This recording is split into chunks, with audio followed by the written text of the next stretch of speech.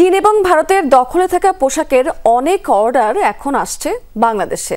কম দামি পণ্য তৈরি কমাচ্ছে ভিয়েতনামও। ফলে নতুন মার্কিন শুল্ক আরোপের পরও ঝুঁকিতে নেই বাংলাদেশ, এমন দাবি করছেন শিল্প মালিকরা। তারা জানিয়েছেন যে বিদেশি ব্র্যান্ডের সাথে নতুন করে দর কষাকষি চলছে, তবে ব্যবসায়ীদের হাওয়ায় না ভেসে যুক্তরাষ্ট্রের অভ্যন্তরীণ নীতিতে নজর রাখার তাগিদ দিয়েছেন বিশ্লেষকরা। ওয়ালটন এখন দেশের সীমানা পেরিয়ে পৌঁছে গিয়েছে 50টিরও বেশি দেশে। ওয়ালটন, ঘরে ঘরে বিশ্বজুড়ে। বিদেশি পণ্যের উপর যুক্তরাষ্ট্রের নতুন শুল্ক আরোপ ছিল অনেকটা বিনা মেঘে বজ্রপাত, যার প্রভাব এসে পড়ে বাংলাদেশেও। কেননা দেশটি বাংলাদেশি পোশাকের সবচেয়ে বড় ক্রেতা, প্রতি বছর কিনে নেয় 8 থেকে 9 বিলিয়ন ডলারের পণ্য। তাই প্রথম দফায় ট্রাম্প প্রশাসনের 35% শুল্ক আরোপ নিয়ে বিপদেই পড়েন দেশীয় উদ্যোক্তারা। পরে অবশ্য সরকারের তৎপরতায় তা 20 ভাগে নেমে আসে। সম্প্রতি যুক্তরাষ্ট্র ভারতীয় পণ্যের উপর 50% আর চীনা পণ্যের উপর 30% শুল্ক আরোপ করেছে। আর তাতেই নড়েচড়ে বসেছেন বাংলাদেশের শিল্প মালিকরা। ধারণা করা হচ্ছে এতে বিদেশি ক্রেতারা বিকল্প হিসেবে বাংলাদেশের দিকে ঝুঁকবেন। এরই মধ্যে যোগাযোগ বেড়েছে মার্কিন ক্রেতাদের সাথে, এসেছে কিছু অর্ডারও। এভাবে চললে বাড়তি 2 বিলিয়ন ডলারের বাজার পেতে পারে বাংলাদেশ।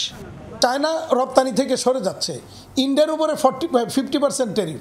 তো ফলে এখান থেকে যে অর্ডারগুলি বের হয়ে যাবে চায়না থেকে, সেটা যাবে কোথায়? ভিয়েতনামের তো ওইটা নেওয়ার ক্যাপাসিটি নেই, তো অটোমেটিক্যালি এটা বাংলাদেশে আসবেই।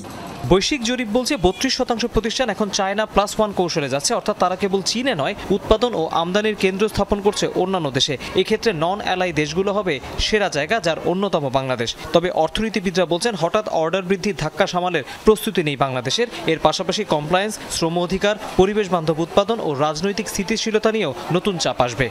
আমি হয়তো যুক্তরাষ্ট্রের সাথে আমার ট্রেডে আমি সারপ্লাস আছি, ও হয়তো নেগেটিভ আছে, কিন্তু আপনি চিন্তা করেন যে আমার বাংলাদেশের সাথে ভারতের বা বাংলাদেশের সাথে চায়নার তো একটা বড় দ্বিপাক্ষিক আমার ট্রেড গ্যাপ আছে, আমি কম রপ্তানি করতে পারি। আমি মনে করি যে এই বিষয়টাকে সামনে এনে যুক্তরাষ্ট্র আর একটু বড় পরিসরের দর কষাকষির ভিতরে বিভিন্ন দেশের সাথে গেছে, সেইটাই তাদের মূল উদ্দেশ্য। মার্কিন বাজারে শুল্ক 15% নামাতে এরই মধ্যে কাজ শুরু করেছে বাণিজ্য মন্ত্রণালয়। তৌহিদ হোসেন, যমুনা নিউজ, ঢাকা।